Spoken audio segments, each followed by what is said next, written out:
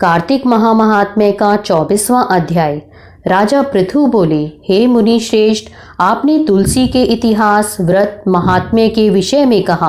अब आप कृपा कर मुझे यह बताइए कि कार्तिक मास में क्या और भी देवताओं का पूजन होता है, यह भी विस्तार पूर्वक बताइए। नारद जी बोले, पूर्व काल की बात है। सह्य पर्वत पर करवीकर में धर्मदत्त नामक विख्यात कोई धर्मज्ञ ब्राह्मण रहते थे। एक दिन कार्तिक मास में भगवान विष्णु के समीप जागरण करने के लिए वे भगवान के मंदिर की ओर चले। उस समय एक पहर रात बाकी थी। भगवान के पूजन की सामग्री साथ लिए जाते हुए ब्राह्मण ने मार्ग में देखा कि एक भयंकर राक्षसी आ रही है। उसका शरीर नंगा और मांस रहित था। उसके बड़े बड़े दांत, लपकती हुई जीभ और लाल नेत्र देखकर ब्राह्मण भय से थर्रा उठा। उनका सारा शरीर कांपने लगा। उन्होंने साहस करके पूजा की सामग्री तथा जल से ही उस राक्षसी के ऊपर प्रहार किया। उन्होंने हरि नाम का स्मरण करके तुलसी दल मिश्रित जल से उसको मारा था, इसलिए उसका सारा पातक नष्ट हो गया। अब उसे अपने पूर्व जन्मों के कर्मों के परिणाम स्वरूप प्राप्त हुई दुर्दशा का स्मरण हो आया। उसने ब्राह्मण को दंडवत प्रणाम करके इस प्रकार कहा, ब्राह्मण, मैं पूर्व जन्म के कर्मों के फल से इस दशा को पहुंची हूँ। अब मुझे किस प्रकार उत्तम गति प्राप्त होगी? धर्मदत्त ने उसे इस प्रकार प्रणाम करते देखकर आश्चर्यचकित होते हुए पूछा, किस कर्म के फल से तुम इस दशा को पहुंची हो? कहाँ की रहने वाली हो? तुम्हारा नाम क्या है और आचार व्यवहार कैसा है? ये सारी बातें मुझे बताओ। उस राक्षसी का नाम कलहा था।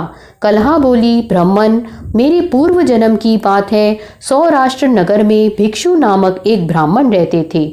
मैं उनकी पत्नी थी। मेरा नाम कलहा था और मैं बड़े क्रूर स्वभाव की स्त्री थी। मैंने वचन से भी कभी अपने पति का भला नहीं किया, उन्हें कभी मीठा भोजन नहीं परोसा, सदा अपने स्वामी को धोखा ही देती रही।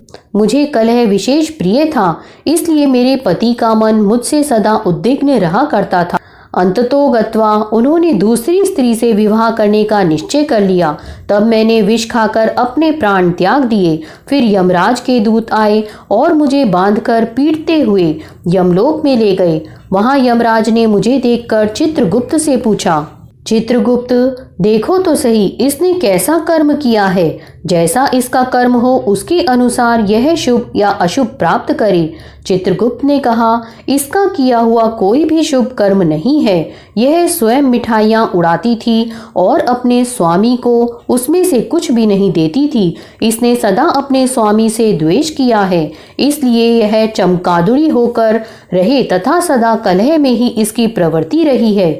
इसलिए यह विष्ठा भोजी सुकरी की योनि में रही। जिस बर्तन में भोजन बनाया जाता है उसी में यह सदा अकेली खाया करती थी।